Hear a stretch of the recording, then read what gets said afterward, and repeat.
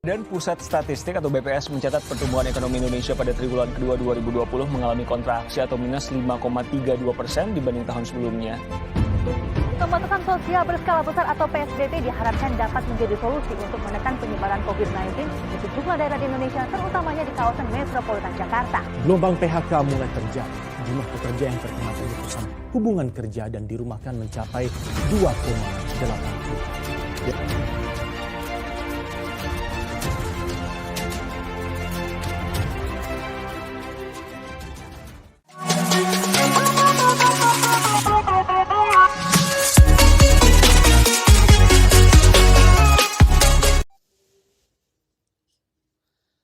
Assalamualaikum warahmatullahi wabarakatuh. Alhamdulillahirrabbilalamin. Wassalatu wassalamu ala rasulillah wa ala alihi wa mawalah. Asyhadu an la ilaha illallah wa asyhadu anna muhammadan abduhu wa rasuluh. Amma ba'du.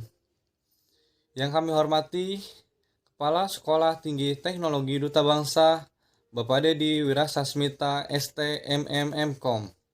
Yang kami hormati dosen pembimbing tata penulisan Ibunda Dr. Anda Sri Widodowati. Yang kami hormati Ketua Panitia Acara Saudara Paujan Padurahman. Yang kami hormati peserta webinar online mahasiswa Sekolah Tinggi Teknologi Duta Bangsa yang berbahagia. Alhamdulillah, segala puji bagi Allah yang mana telah memberikan nikmat iman serta nikmat Islam serta nikmat sehat walafiat sehingga kita dapat menghadiri acara webinar online dalam keadaan sehat walafiat. Adapun susunan acara, yang pertama pembukaan, yang kedua sambutan-sambutan, yang ketiga penyampaian materi, yang keempat doa penutup. Untuk mempersingkat waktu, marilah kita buka seminar hari ini dengan membaca Bismillahirrahmanirrahim. Seminar dimulai. Berikutnya, sambutan-sambutan akan disampaikan oleh Ketua Panitia Saudara Paujan Padurahman. Kepadanya kami persilahkan. Assalamualaikum warahmatullahi wabarakatuh. Yang saya hormati Ibu Dr. Anda Sri Widodowati selaku guru pembimbing mata kuliah Tata Penulisan dan Komunikasi. Yang kami hormati Bapak Aristio selaku pembicara pada seminar pada pagi hari ini dan hadirin peserta seminar yang berbahagia. Marilah kita panjatkan puji syukur kehadirat Allah Subhanahu wa taala atas nikmat dan hidayahnya yang diberikan kepada kita semua. Sehingga pada hari ini kita masih diberikan kesehatan untuk dapat mengikuti seminar ini. Selamat datang kami ucapkan kepada seluruh peserta seminar yang hadir di sini. Seminar kita hari ini mengambil topik ekonomi di masa pandemi COVID-19. Dan seminar ini diperuntukkan bagi seluruh mahasiswa Sekolah Tinggi Teknologi Duta Bangsa. Sejak Maret 2020, pandemi COVID-19 merebak di Indonesia dan mengganggu gaya hidup dan perilaku ekonomi masyarakat menjelang, di saat, dan pasca perayaan Idul Fitri. Kebijakan pembatasan sosial berskala terbatas maupun berskala besar di beberapa daerah di Indonesia dari banyaknya pemutusan hubungan kerja. Oleh karenanya, hari ini kita akan mendengarkan bersama presentasi mengenai ancaman dan dampak ekonomi di masa COVID-19 yang akan disampaikan oleh Bapak Aristio. Akhir kata, jika ada kekurangan dalam penyelenggaraan seminar ini, kami haturkan mohon maaf. Selamat mengikuti seminar, semoga bermanfaat untuk kemajuan kita semua. Wabillahi taufiq wal hidayah. Wassalamualaikum warahmatullahi wabarakatuh. Terima kasih atas sambutannya kepada Ketua Panitia Saudara Paujan Padurahman. Berikutnya, penyampaian materi. Penyampaian materi akan disampaikan oleh Saudara Aristio Pratama. Kepadanya kami persilahkan. Bismillahirrahmanirrahim. Assalamualaikum warahmatullahi wabarakatuh. Pertama, perkenalkan nama saya Aristio Pratama. Saya di sini akan sedikit memaparkan bagaimana tentang perekonomian di Indonesia. Sedikit materi dengan berjudul Ekonomi dalam Masa Pandemi. Di Indonesia dihadapkan dengan banyak persoalan aspek ekonomi akibat dari pandemi COVID-19 ini.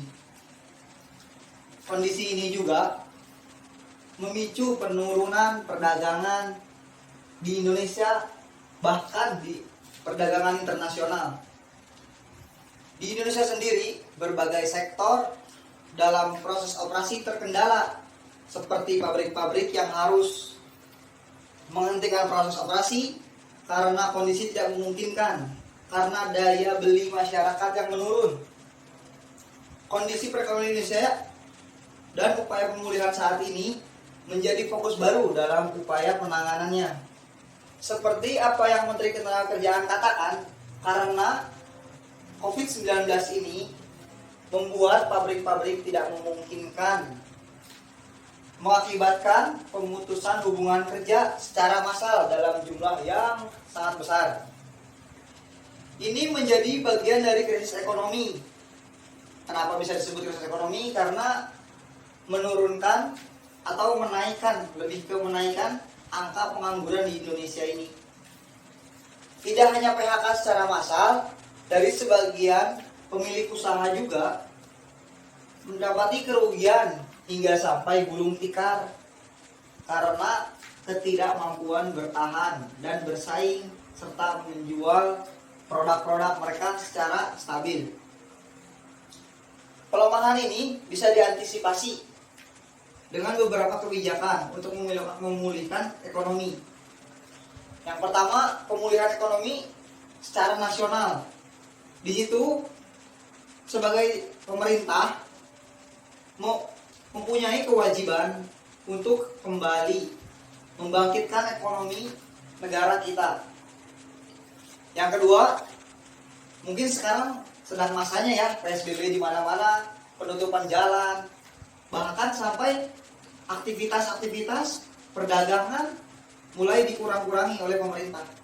Nah, untuk saat ini masa-masa pandemi yang sampai membuat krisis ekonomi Indonesia, nampaknya pemerintah mesti melonggarkan PSBB itu secara berhati-hati, perlahan, lebih ke apa yang sekarang sedang terjadi di DKI Jakarta, lebih ke PSBB transisi,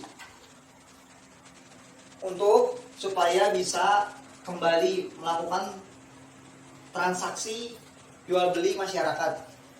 Yang ketiga, pemerintah juga mencoba mempercepat reformasi ekonomi.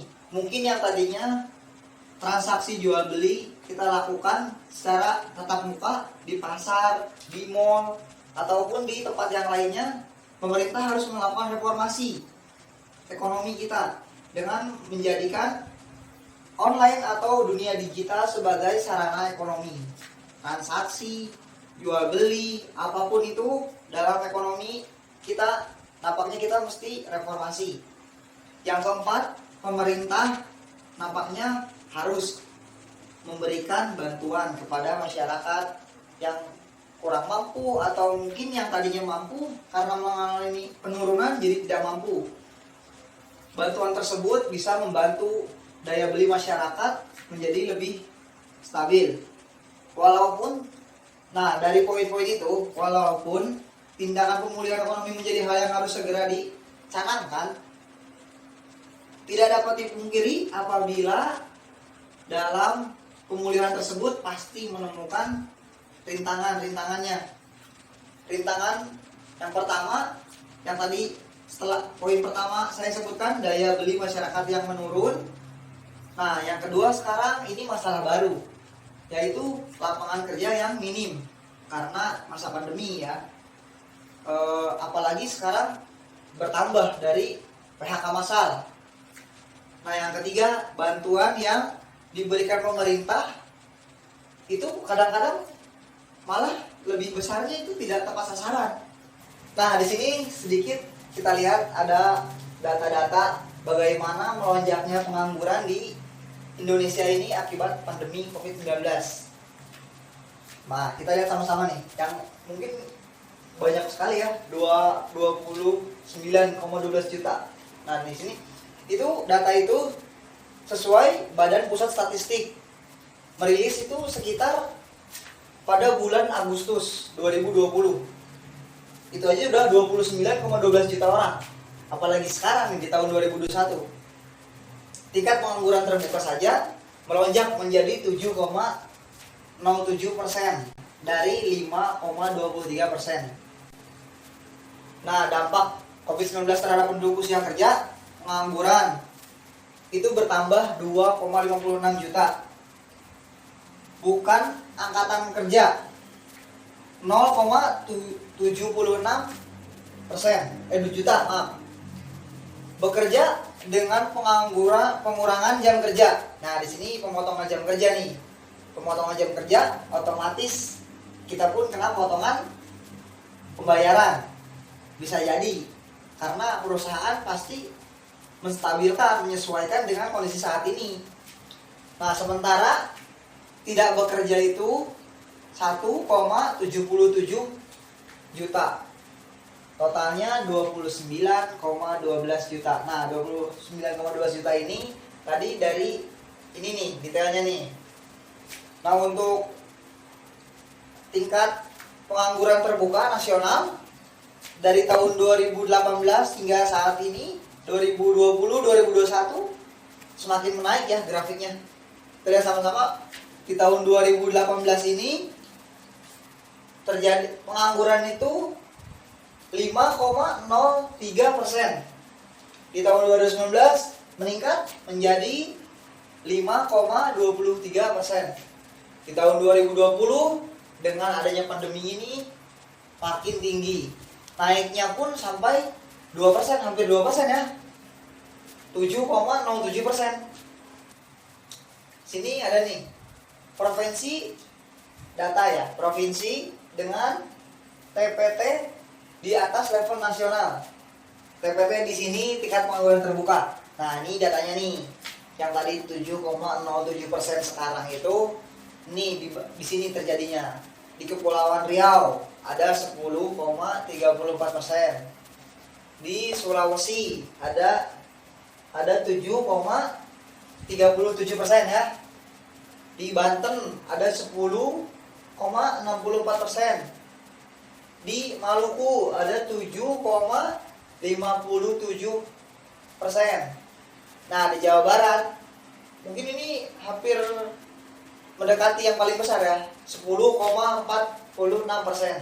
Dan di DKI Jakarta, karena DKI Jakarta itu tempatnya orang-orang yang merantau, yang bekerja, maka ini paling tinggi nih, 10,95%.